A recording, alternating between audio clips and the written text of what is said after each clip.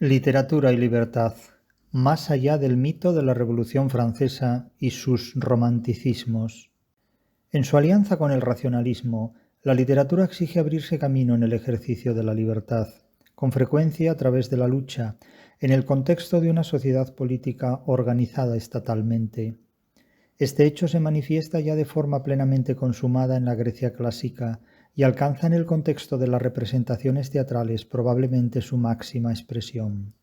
Sin embargo, tras siglos de luchas incesantes, de enfrentamientos abiertos contra las exigencias de las filosofías moralistas, desde Platón hasta las ideologías posmodernas de lo políticamente correcto, contra las imposiciones inquisitoriales de la Iglesia, contra las formas de censura y represión no menos explícitas de la Ilustración y de los sucesivos reformismos revolucionarios contemporáneos, desde la Revolución Francesa 1789 hasta la Revolución Nazi 1945, la literatura sigue exigiendo libertad como una de las condiciones fundamentales para su desarrollo y supervivencia.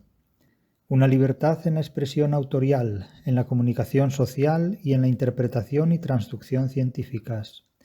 La exigencia de libertad, siempre presente de un modo u otro en la genealogía de la literatura, fue vindicada en su sentido más moderno y contemporáneo por los románticos. No por casualidad, Madame de Staël dedicó a esta cuestión, literatura y libertad, un capítulo íntegro de su obra sobre la literatura, 1800.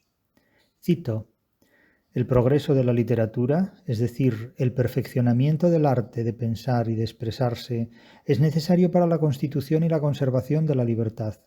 Es evidente que las luces son tan indispensables en un país como el hecho de que todos los ciudadanos que lo habitan desempeñan un papel inmediato en el ejercicio de gobierno.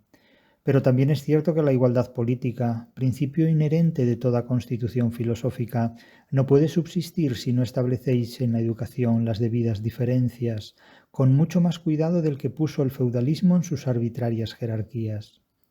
En un Estado democrático, prosigue Madame de Staël, hay que temer constantemente que el deseo de popularidad desemboque en la imitación de costumbres vulgares.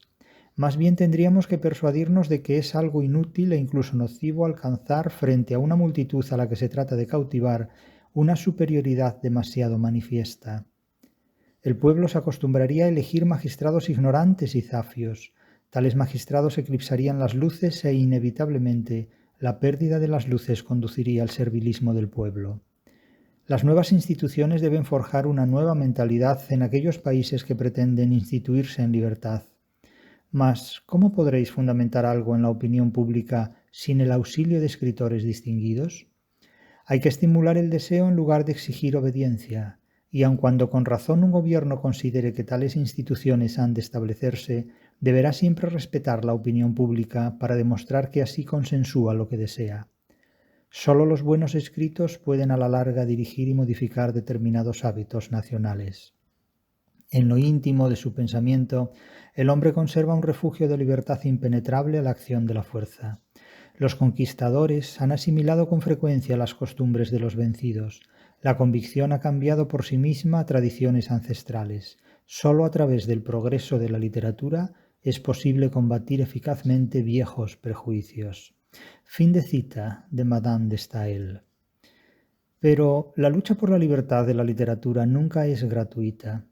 Los materiales literarios, autor, obra, lector e intérprete o transductor, no disponen de una libertad natural que les venga dada por su propia condición de seres humanos o de productos culturales, sino que por eso mismo, por el hecho de que su razón de ser y de estar se objetiva en las condiciones efectivas de una sociedad política, la libertad de la literatura ha de abrirse camino a través del enfrentamiento dialéctico con muchas otras realidades que le salen al encuentro.